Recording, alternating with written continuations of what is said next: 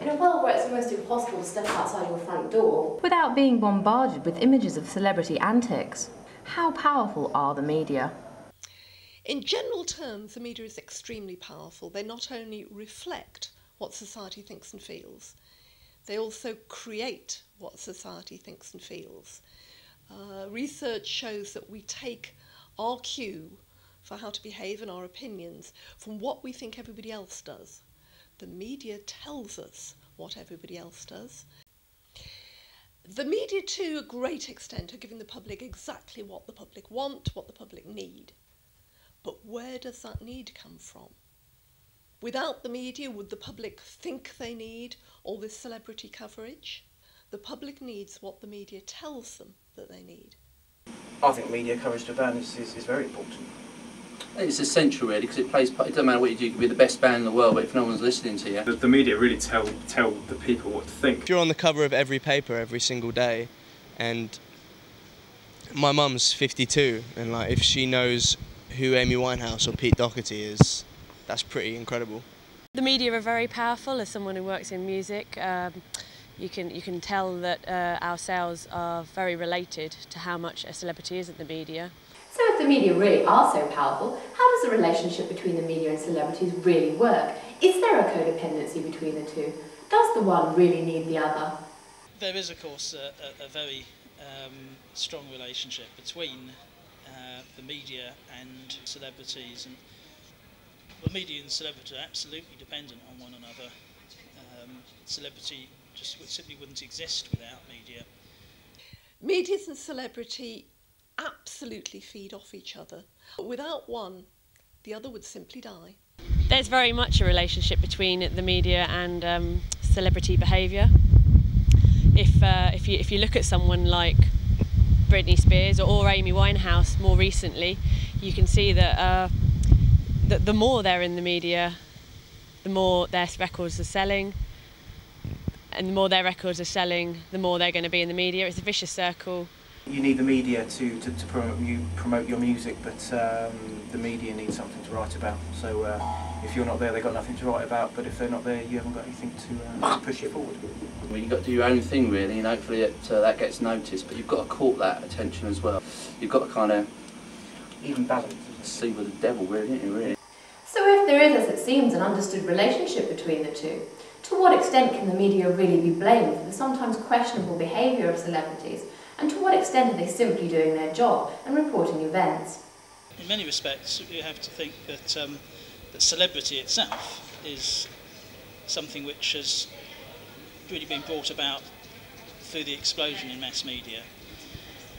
So to say that the media are responsible for celebrity bad behaviour goes without saying, in a sense. It's the media are responsible for all celebrity behaviour, if you sort of mean. So the media are responsible for celebrity.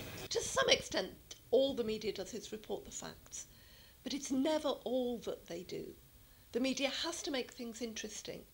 I think that the media are responsible in some ways for the behaviour of celebrities, but I also think it's a vicious circle. For example, Britney Spears, if she's shaving her head, is going to be in the media.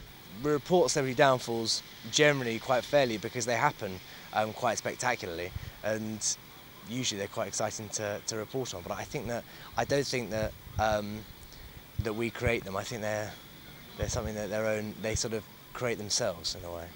So having got a mixed response from my experts and industry professionals, I decided to ask the people buying the records whether they thought the media were responsible for Amy Winehouse's behaviour of late.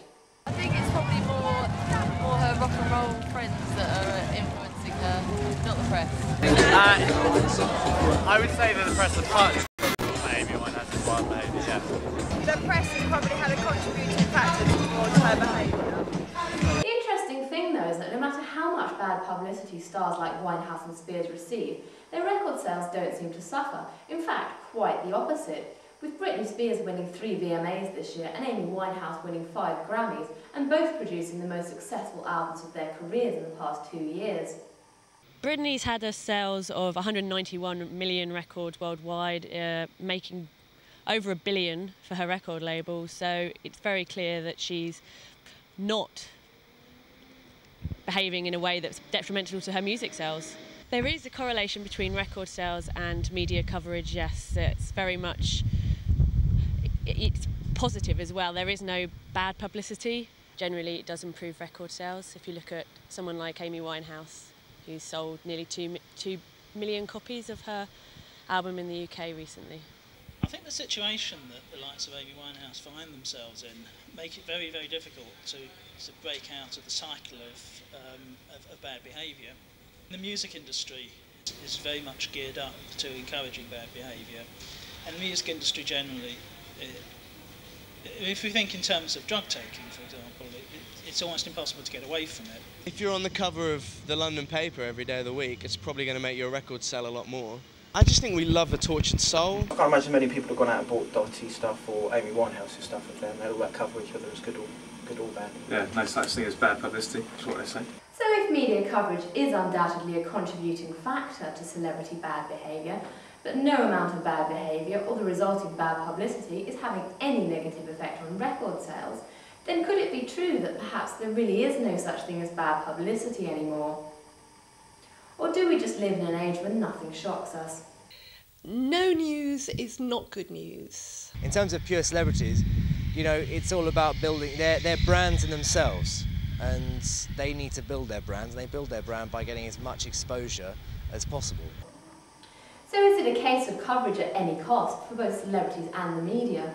And does the success of a singer or an album depend entirely on press coverage?